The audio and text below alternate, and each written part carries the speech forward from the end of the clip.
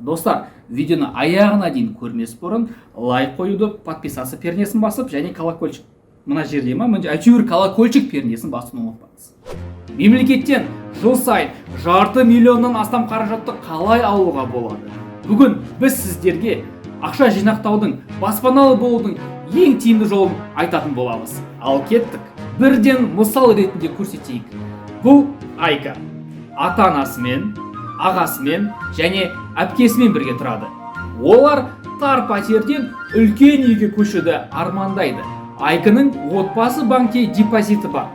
Отбасы барлығы түгелмен Айканың депозитіне ақша жинақтайды екен. Биыл мемлекеттен 122.520 теңге мемлекеттік сыйлық ақы алады. Себебі 20% мемлекеттің сыйлық ақысы 200 айлық есептік көрсеткіштен аспайтын сомаға ғана түседі. Және олар бұған да риза.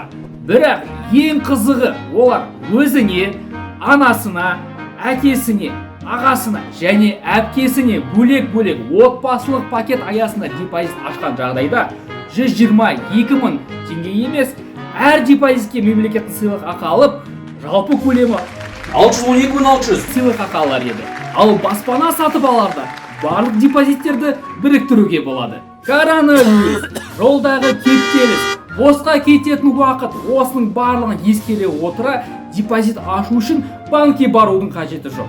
Үйде, ыңғайлы жерде жат, банкке бейне қоңырау шалып, немесе мобильді қосымшаның көмегімен депозитті онлайн ашыңыз. Және мемлекеттік сыйлық ақыдан құр қалмаңыз!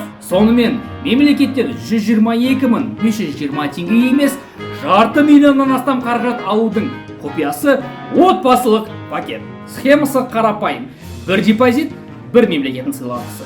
5 депозит, 5 мемлекеттің сыйлық ақысы. Әр салымшымыз баспаналы болсын. Маңызды ақпараттан қалып қоймас үшін біздің каналға тіркелуді ұмытпаңыз.